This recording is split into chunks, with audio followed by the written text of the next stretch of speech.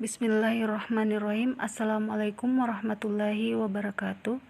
Baiklah, langsung saja saya akan menjelaskan materi yang pertama, yaitu definisi uang.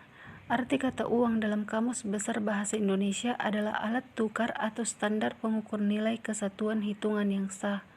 Dikeluarkan oleh pemerintah suatu negara berupa kertas, emas, perak, atau logam lain, yang dicetak dengan bentuk dan gambar tertentu. Uang adalah suatu benda yang diterima oleh banyak masyarakat. Untuk bisa mengukur nilai, dijadikan sebagai alat tukar ataupun sebagai alat untuk melakukan kegiatan pembelian barang ataupun jasa yang mana bentuk keadaannya sudah disetujui oleh peraturan tertentu. Dalam suatu kegiatan ekonomi modern, selain dijadikan alat pembayaran dalam kegiatan jual beli, uang juga digunakan sebagai suatu alat untuk membayar utang.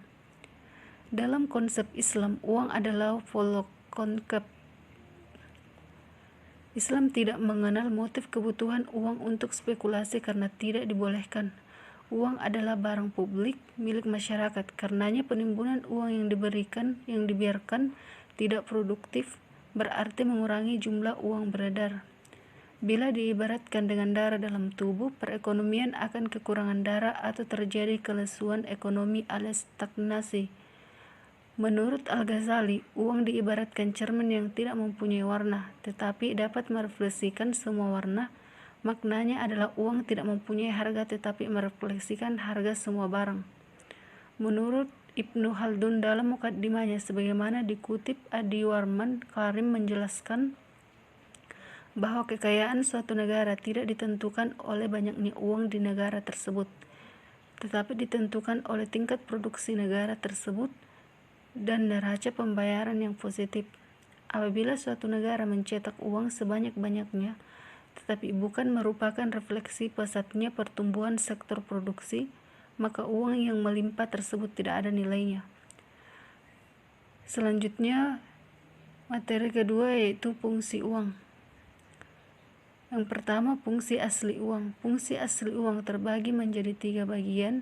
Yang pertama, sebagai alat tukar atau yang dapat mempermudah pertukaran. Yang kedua, sebagai satuan hitungan, karena uang dapat digunakan untuk menunjukkan nilai berbagai macam barang atau jasa yang diperjualbelikan, menunjukkan besarnya kekayaan dan menghitung besar kecilnya pinjaman.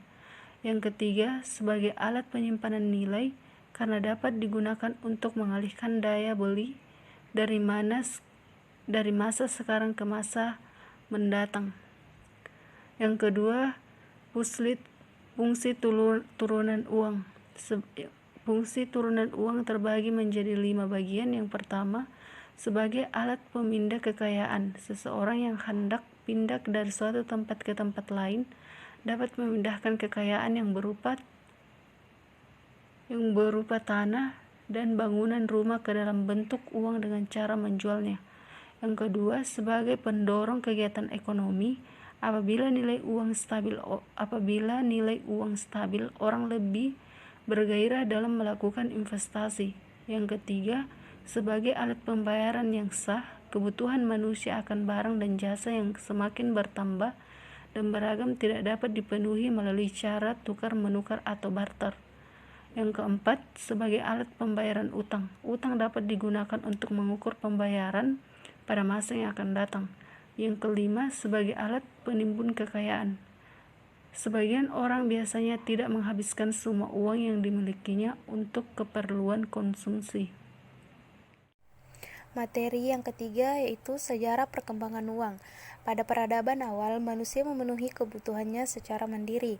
Mereka memperoleh makanan dari berburu atau memakan berbagai buah-buahan.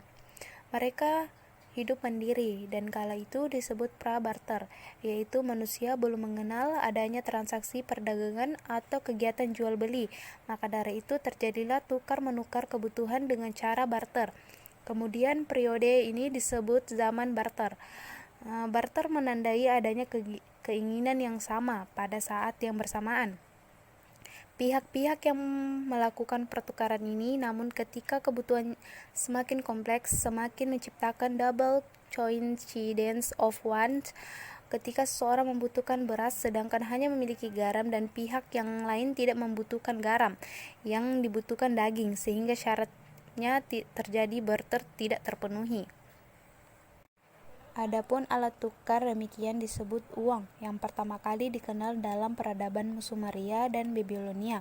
Uang kemudian berkembang dan berevolusi mengikuti perjalanan sejarah. Dari inilah uang kemudian dikategorikan dalam 3 jenis, yaitu uang barang. Yang pertama uang barang atau commodity money. Uang barang adalah alat tukar yang memiliki nilai komoditas atau bisa diperjualbelikan apabila barang tersebut digunakan bukan sebagai uang. Namun, tidak semua barang bisa menjadi uang. Diperlukan 3 kondisi utama agar suatu barang bisa dijadikan uang. Yang kedua, uang kertas atau token money. Ada beberapa keuntungan penggunaan uang kertas, diantara biaya pembuatan rendah, pengirimannya mudah, menambahkan dan mengurangkan lebih mudah dan cepat, serta dapat dipecah-pecahkan dalam jumlah beberapa pun. Yang ketiga, uang giral atau deposit money.